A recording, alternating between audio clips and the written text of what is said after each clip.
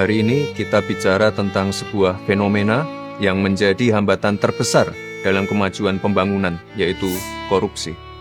Korupsi adalah kejahatan luar biasa yang tidak hanya menghambat pertumbuhan ekonomi, tapi juga menciptakan ketidakpastian iklim investasi, menurunkan kualitas layanan publik, dan lebih berat lagi, merugikan masyarakat secara luas.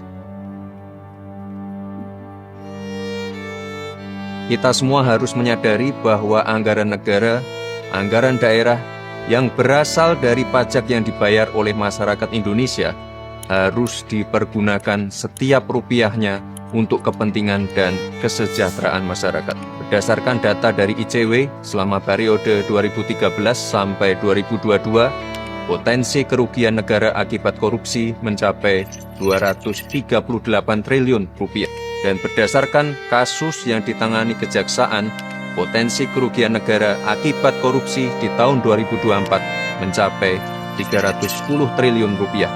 Namun, sayangnya hanya 1,6 triliun rupiah yang mampu dikembalikan ke kas negara. Artinya, pengembalian aset negara yang dikorupsi sangat sulit untuk dilakukan.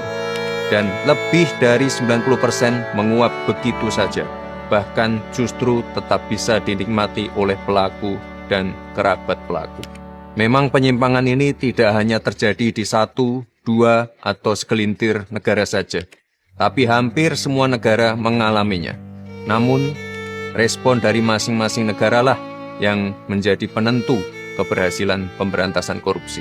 Apalagi di era seperti sekarang ini, di mana kejahatan semakin terorganisir, bersifat lintas batas dan melibatkan teknologi terkini, sehingga aset-aset hasil korupsi bisa digelapkan, bisa dilakukan pencucian yang mengakibatkan aset-aset tersebut sulit terlacak dan terdeteksi. Oleh sebab itu, Indonesia sangat perlu memperkuat sistem hukumnya agar mampu mengembalikan aset negara, membuat jera para pelaku, serta melindungi masyarakat dari potensi kerugian akibat korupsi. Teman-teman, komitmen dari Bapak Presiden sebagai pucuk pimpinan negara sudah sangat jelas, yaitu mendorong penuh pemberantasan korupsi dan pengesahan RUU perampasan aset. Kerugian negara yang dia timbulkan, ya harus dikembalikan. Makanya aset-aset pantas kalau negara itu menyita. Ini bukan sekedar pernyataan biasa, tapi kesungguhan Bapak Presiden untuk memerangi korupsi dengan instrumen hukum baru yang bisa membawa manfaat besar bagi bangsa. Jika kita sungguh-sungguh ingin memberantas korupsi, maka koruptor harus dimiskinkan. Para koruptor harus tahu bahwa kejahatan korupsi bukan hanya membuat mereka harus tidur di balik jeruji besi, tapi negara juga dapat mengambil kembali semua harta yang mereka curi.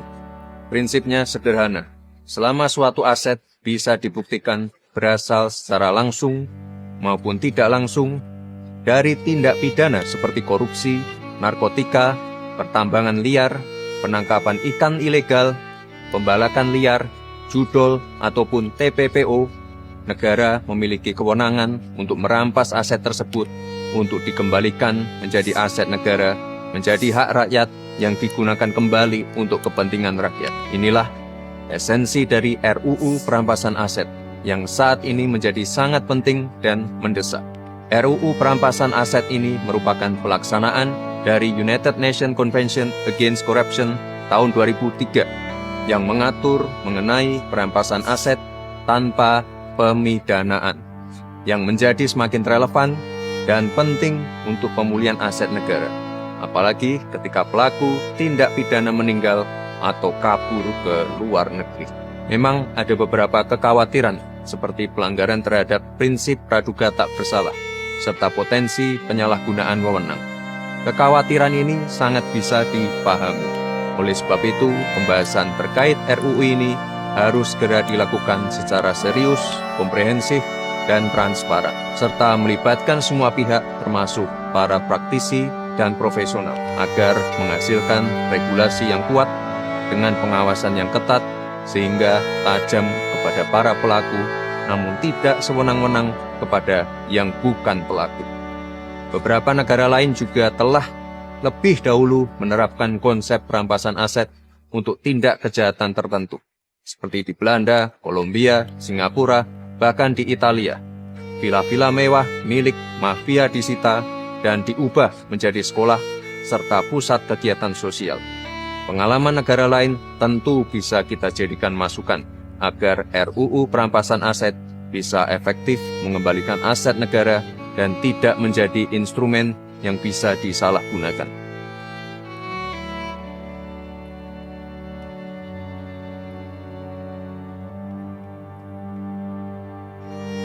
Oleh sebab itu, mari bersama kita kawal proses ini agar apa yang menjadi kekayaan dan aset negara dapat kembali kepada negara dan sepenuhnya bisa digunakan bagi kepentingan dan kesejahteraan masyarakat, tanpa adanya penyalahgunaan kewenangan.